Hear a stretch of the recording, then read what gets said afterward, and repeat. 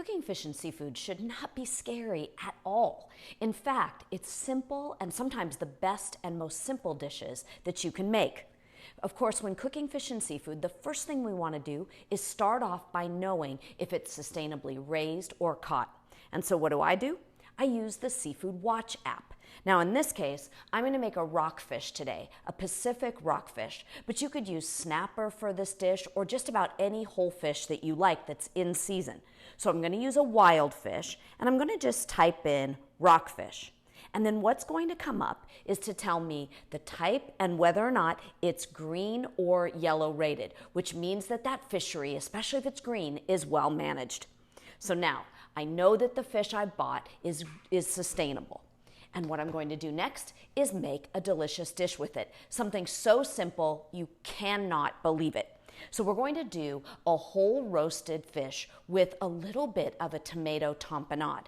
I want to start off, first of all, by oiling the bottom of a pan. And you can use any type of a pan that conducts the heat evenly that you'd like. So you can even use a baking dish if you want. And then I'm going to take and I'm going to make kind of a tapestry along the bottom of the different vegetables. In this case, I've got carrots, I've got a little bit of leek. You know, they're essentially the aromatics to this dish.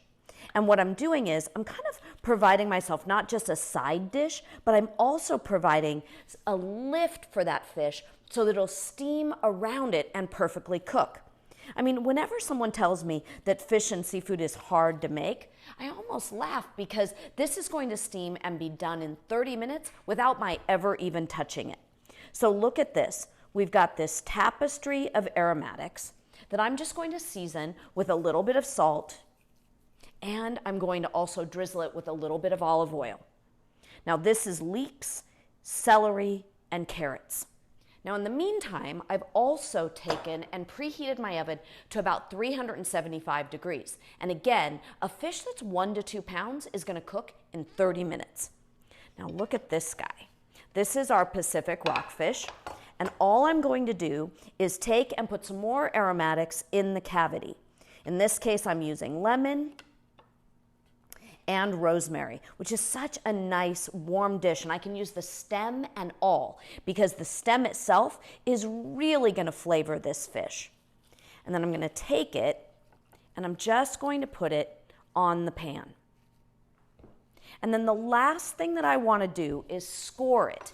And the reason why I want to score it is because if I score it, then as this fish cooks, as the skin cooks, it'll actually shrink up and it'll make the fish almost fold. And I don't want that to happen. So I want to score the skin so that then as this fish cooks and as the meat cooks, it'll start to expand and the actual skin will crisp up around it. So very, very simple. Now, when you buy the fish, make sure that they've cleaned it. Of course, it will be gutted. And then what you want to do is make sure that it's scaled. If it's not scaled, then over the sink, you can just scrape the scales off with your knife. But you want to make sure those scales are removed. And then all you have to do is put it in the oven. Once it's done, and how will you know it's done? Well, that meat is just going to start to flake away from the bone. So take a look. If I almost just touch this with my fork, you can see how it's starting to get flaky. And then the last piece of this beautiful dish is going to be our aioli. So what I want to do is just take a little bit of mayonnaise. You can choose just about anything that you like. In this case, I've got Sir Ken's, which is really this classic mayonnaise that's got a little bit of a lemon flavor. I'm going to add a little bit of tomato puree. This is just a plain canned tomato puree. I've got some shallots, very classic, chives. So you can see that this is almost like a tomato tartare, like a tartar sauce almost. And then I have some cornichons. And I'm just going to mix this up.